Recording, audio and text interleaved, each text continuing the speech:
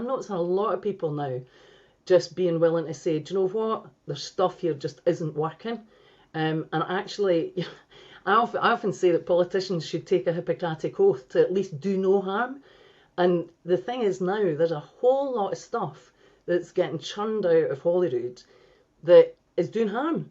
It's not just benign, it's actually harmful and getting in the way of people and organisations being able to get on with their job of, providing services, building things, developing things, and so on. It's just a bit of a guddle, frankly.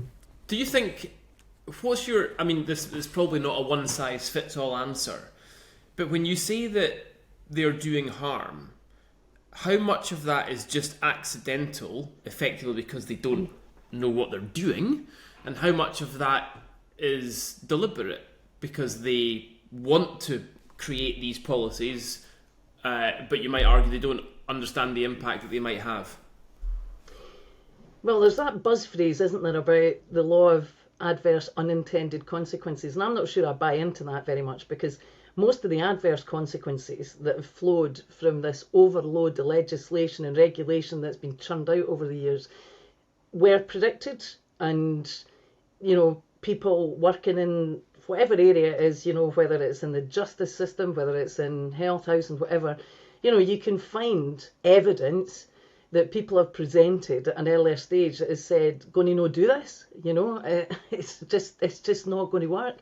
So I don't buy into the sort of unintended consequence thing. I think what's happened is our politics have got more and more performative, and you're just getting policy based on slogans, and just let's, ban this, change that, have another consultation on something else again, and it's not moving us forward. And the thing that really, really saddens me, big time, having invested so much of my life in this whole kind of project, if you like, of how Scotland works and so on, is that if you look at where we were in 99 and look now at where we are on things like poverty, homelessness, the state of the health service, our education system, for goodness sake, it's not good. The dial hasn't been shifted, or if it has, it's not been shifted in the right direction. And you don't need to take my word for that. You can look at, the National Performance Framework that the government publishes that has its wee reds and greens and so on, and there's a whole bunch of stuff's going in the wrong direction. Is it important then, Susan, at this point, to consider how that has happened? Why has politics in Scotland become performative? Big time, yeah. Yeah, we've got to talk about it. Yeah. We've really got to talk about it. And talk about it constructively, not as a blame game, not just finger pointing.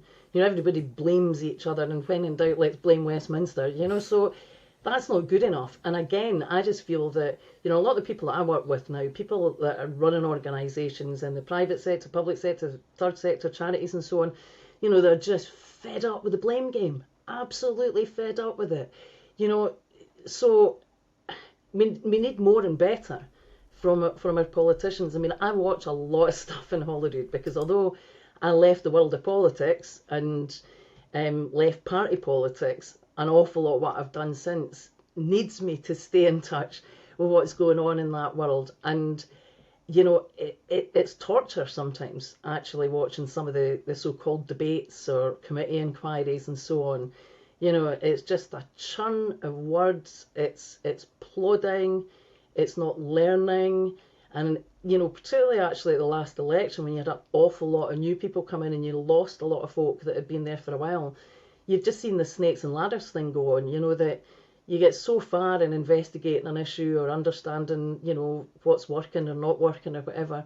And then the faces change, and it's like you land in the snake, you go back to the beginning again, and, let's have another committee inquiry. Let's have another consultation.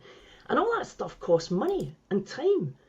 And it doesn't just cost money and time for politicians, by the way, or for Parliament. Look at the industries that have been created in Scotland of people, companies set up to, maybe even present company have benefited from this, but, companies set up to spend time analysing consultation responses, churning out, documents, standing up, workshops, discussions, whatever, and it's just a churn of words.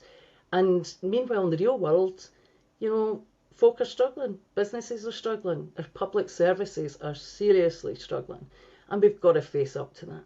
Thank you so much for watching. Press subscribe and you'll get all the best videos offering insight on Scottish politics delivered straight to your feed.